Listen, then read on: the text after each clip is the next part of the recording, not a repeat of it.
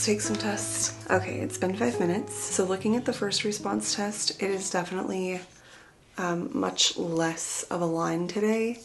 I don't know if you're gonna be able to see it or not, but it is very, very, very faint in comparison to yesterday's test. So you can tell yesterday's test has a line and today's is like very, like so faint, which is good though. This is what I wanted to see. Easy at home. I mean, it's like literally like a shadow. You're probably not even gonna be able to see it. Most faintest line ever possible. And then my ovulation has come all the way back down. You can see.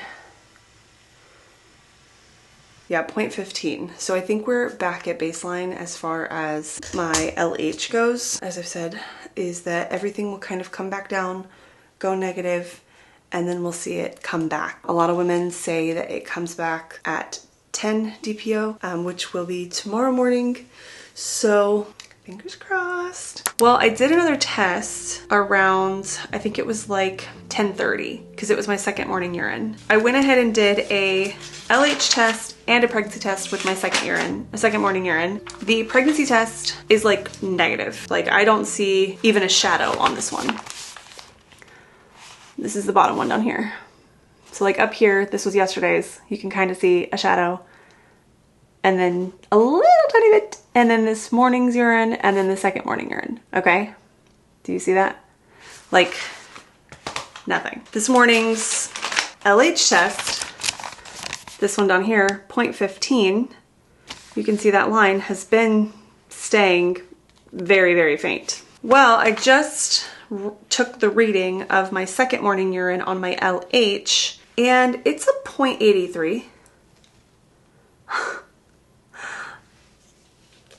It's a 0.83. So the LH has gone up again to the high range. I'm just gonna tape it in here so you can see visually what I mean. So starting here, you can see faint, faint, faint.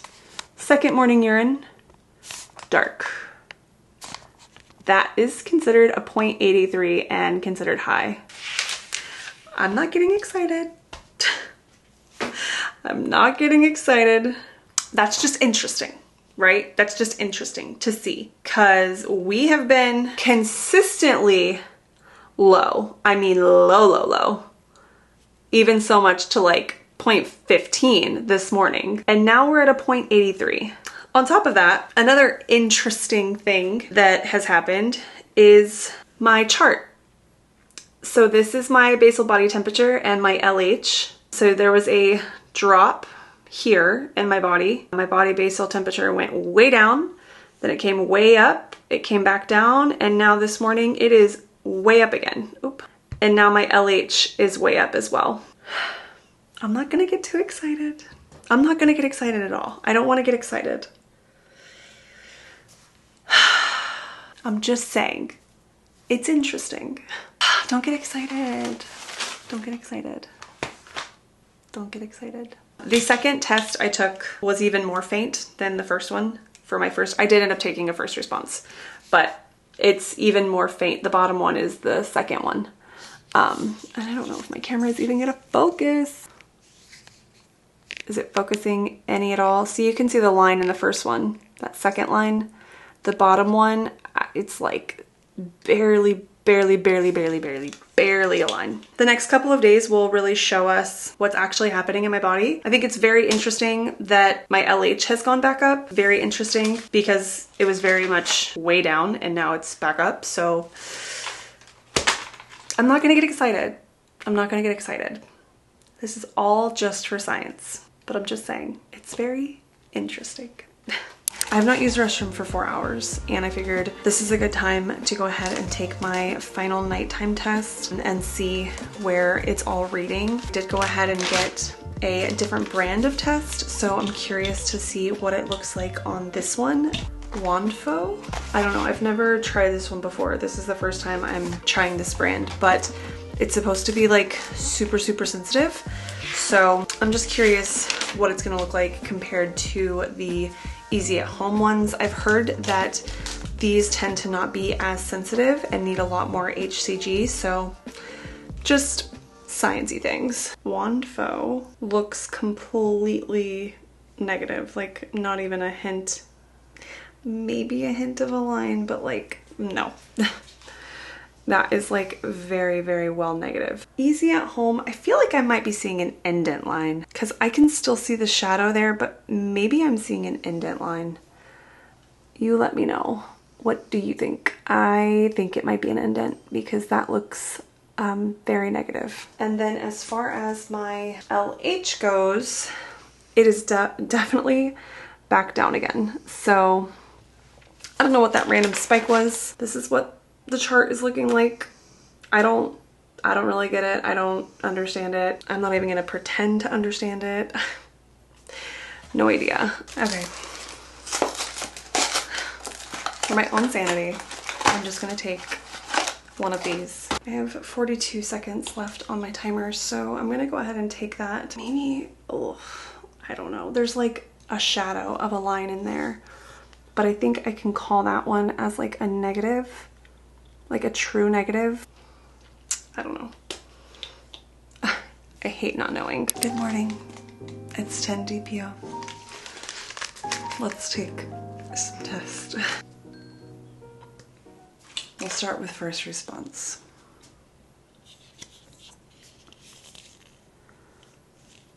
It's a negative. There might be like the teeniest, tiniest hint of a line, but it's pretty negative. I mean, there's still like a shadow, but I know that first response is notorious for a terrible evap line. I don't even know if you guys are gonna be able to see it. The easy at home, it looks like it has an indent line. Pretty negative. And the Wanfo doesn't even give like an indent line. This is negative.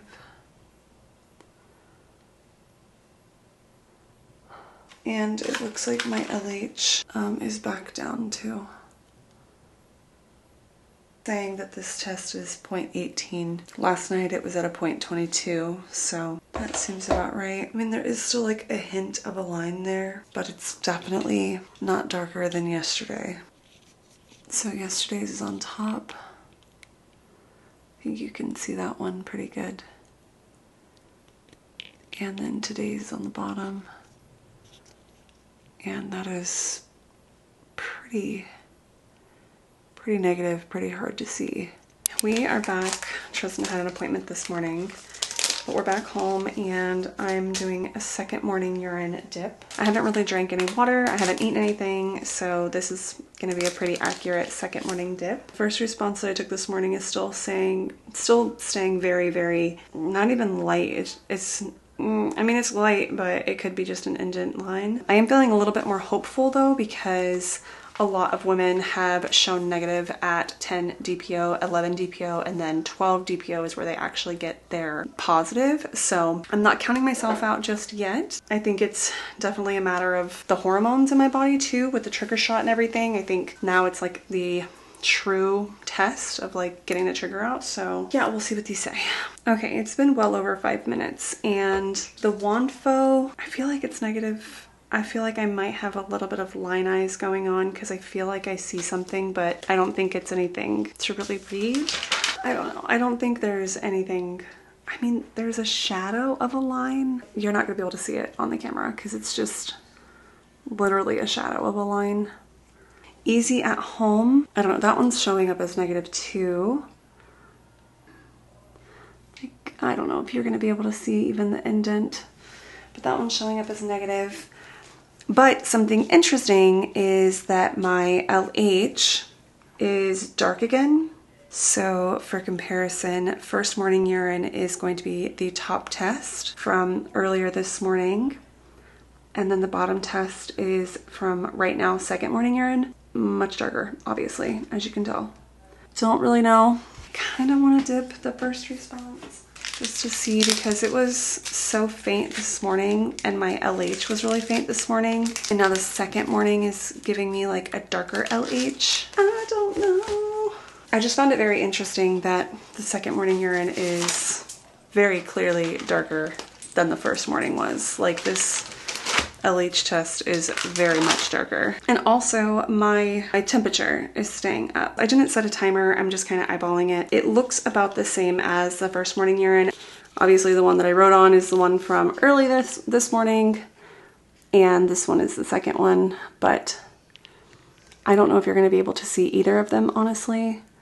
It's just so faint. I doubt you're going to be able to see anything. Regardless, I'm not worrying about it. I'm not stressing out about it. I'm just curious and I just want to know. I think the trigger is very well out of my system. So now the tests that I take going forward are really going to tell me if it's negative or positive. I do feel good knowing that other people have gotten like stark negatives at 10 days past IUI though. There has been quite a few that I've seen that they get their stark negative this time. Like, it'll stay negative for 10 and 11 days past IUI, and then by day 12 it comes back positive. So that's what I'm hoping to see, but I won't know until 2 days from now, so we'll keep testing. I am off to my second acupuncture appointment with my new acupuncturist. Very excited. I'm still within my 2-week wait, obviously, so we're going to be doing more of the uplifting spots. Last time we only did the ear, the neck, the wrist, and the ankles, so I'm anticipating something similar today. They did not hurt at all, so I think that's a good sign. I don't really do acupuncture too much, but I think that's a good sign that they didn't hurt. I'm at least very happy that they didn't hurt. But I'm excited and I really love doing this. I think this is going to be something that I do even for just my mental health. It's such a calming experience, and I don't know, just something that kind of like forces me to take time out of my ridiculously busy day to like focus on me and my health and like what makes me feel better. Similar to like my chiropractor appointments, they're generally like 15 minutes and it's just something that I do for my health. So I think that these are something that I'm going to continue doing regardless of the outcome of the IUI. I think I want to continue these indefinitely. So let's go get some acupuncture. Good morning. It is Friday and I am 11 days past IUI, 12 days past trigger, and we're gonna take some tests. So this morning when I woke up, I kind of woke up to like cramps, but like period cramp feeling. So I really thought I was gonna be starting my period today. But I was really happy that I didn't. Okay, they've all been dipped. I just set the timer. I'll be back in 5 minutes.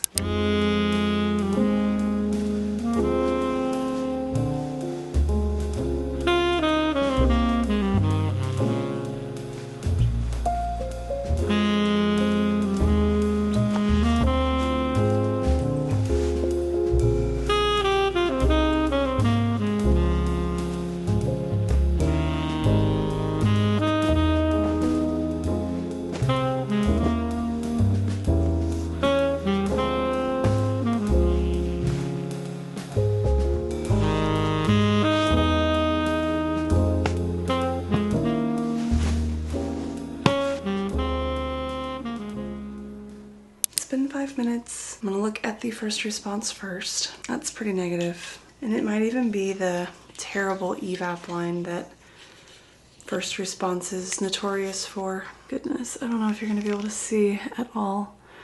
Top one was yesterday's test. Has like the slightest shadow of a line. Same thing with today's. It's got the slightest shadow, but again, it could just be an evap line. Wandfo looks like a no. I don't know, this one makes me feel like I see something, but I don't know. Easy at home. I mean, maybe I'm just seeing the evap on all of them, but this one looks no too. My LH looks like it is back down. So, at 11 DPO, 11 days past IUI, 12 days past trigger, looks like my tests are staying negative. Today's LH is reading at a 32, which means it's gone back down. Last night it was a 52, now it's 32. I also had a dip in my basal body temperature at 6:30. I wear my watch nightly whenever I go to sleep, and it just logs my temperature for me. If you hear snoring, It's my dog. It's just snoozing away. That's what the chart is looking like. We had peak, spike, and then it's coming back down. So, I don't know. I'm not, you know, holding my breath. It would be awesome if this was our cycle, but it's not looking like it's going to be. Here is that comparison of the LH test. So, hello. This is the 82, 52, and now we're back at 32. So, I will say the LH thing has been a little wonky. Like, it's just been a little strange. But this easy at home is staying pretty negative. You're probably not going to be able to see it because I have to like squint to see it. In comparison, this one, you can definitely see the line there. That is at 8 days past ovulation or 8 days past IUI, 9 days past trigger. And you can definitely still see the trigger was in my system. But then it kind of like faded. But now I think I see something here on this one, like in person. And that one is obviously still wet. I think I might just have line eyes at this point, to be honest with you, because I want this so bad. This is the one I just took at 11 DPO.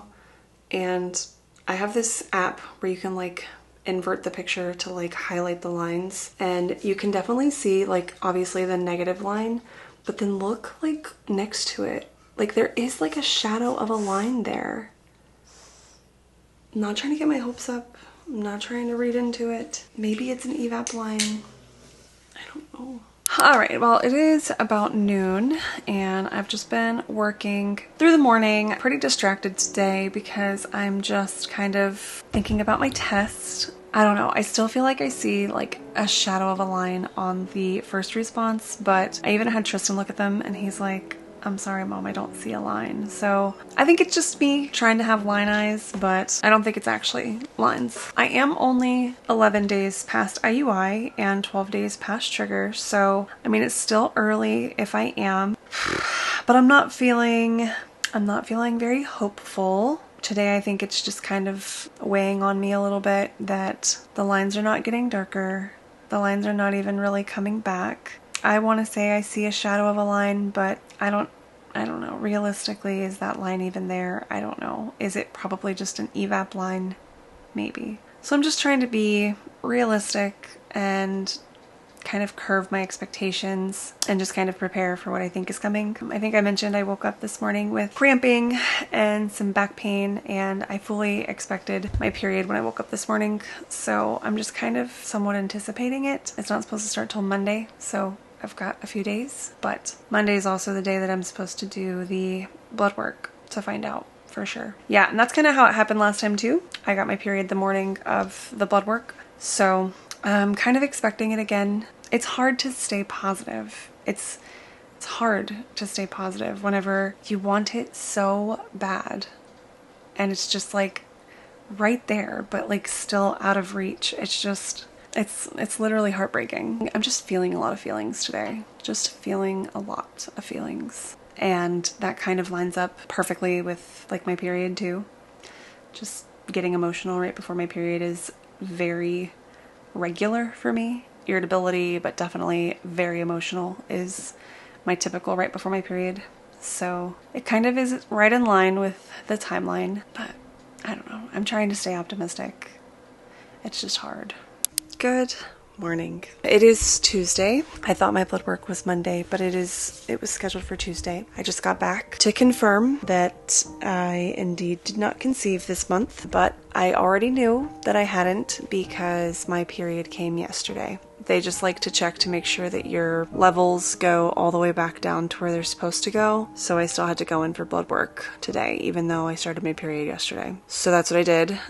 I talked to Dr. Roma yesterday, and she is thinking that it is something else going on that we just haven't diagnosed yet. And she is thinking endometriosis, given the sensitivity and the complications that we're having. That's what she's thinking is going on as well. She did recommend that we move on to IVF. She said that she is willing to still do the third IUI, and for the third IUI, she will increase my letrozole to potentially stimulate more follicles so that there's a more chance for one of them to conceive or fertilize or whatever. And then also I asked if we could do the last IUI with ultrasound guidance, just to make sure that when he thinks that he's in the uterus, he's actually in the uterus and not just depositing the sample stuck in some scar tissue or something. She told me that that one does depend heavily on IUI day, depending on who's in the office and if they have enough hands to do the procedure and the ultrasound. So that is kind of a maybe, but the letrozole, she said we could definitely up it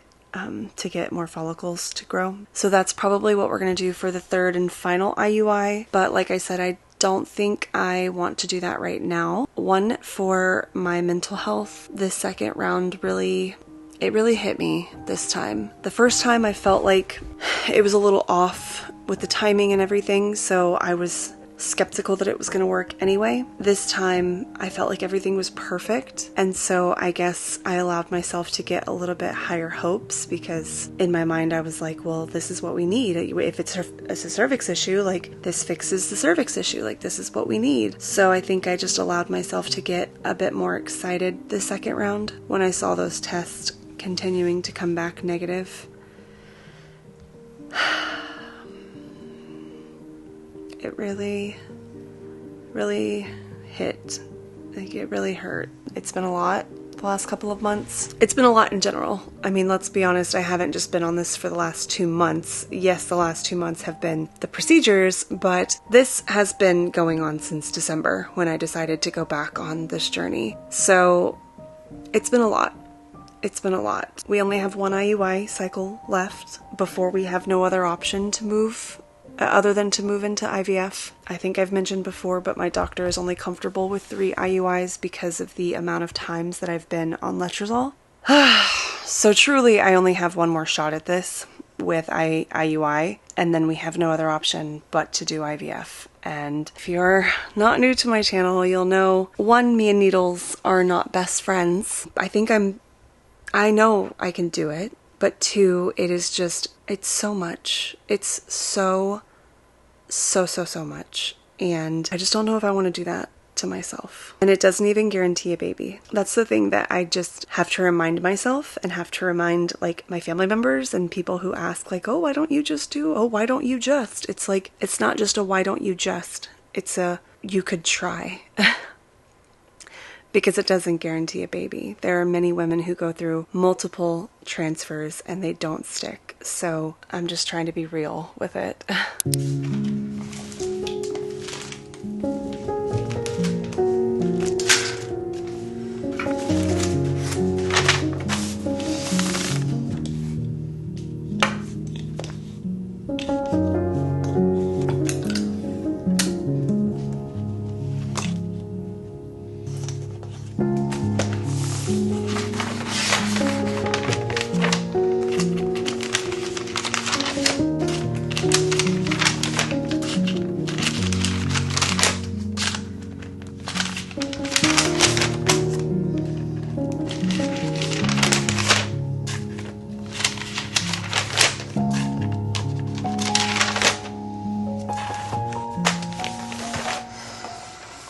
Normally, I don't share moments like these. Normally, I have these moments and then I collect myself and I share my thoughts and I share my feelings.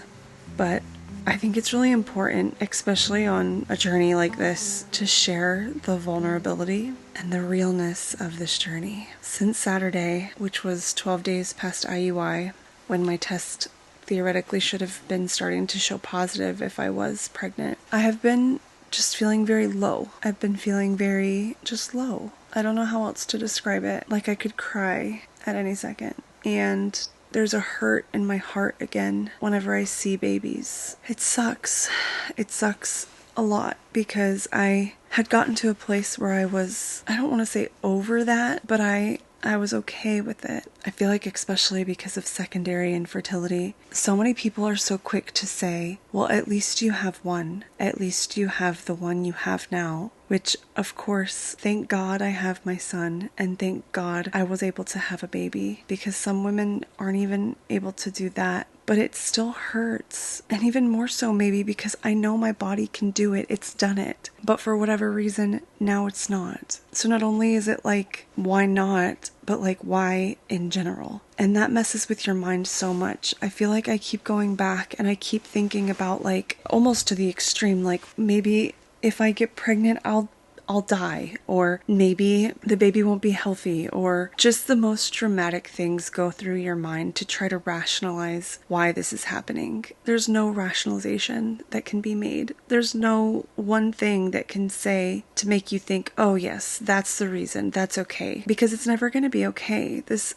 freaking sucks. It sucks so bad. And anytime I stop and I think about it for more than like a few minutes and just like force myself to move on, I cry. And I feel like my tears are always just sitting right there, but I keep having to like push them back because the world doesn't accept that kind of emotion from this journey. They don't accept that kind of emotion from women in general, but especially this journey. I feel like it's so easy to push past, like, oh, well, that didn't work. Okay, the next thing. Okay, well, that didn't work. Okay, the next thing. Like, I don't think people understand the emotional and physical toll, like, that this journey takes a woman through and on. Not even just from all of the medication that we're doing, and I haven't even done that much medication. I've only done Letrozole and HCG shots. There's so much that goes in our bodies and that happens to our bodies, like, that just has to happen. It just has to be this way, and you just have to deal with it because this is how it has to be. And it sucks. And I feel like I'm talking in circles and maybe rambling a little bit, but this is the only way I know how to process, is to just talk through it. And I'm tired of feeling not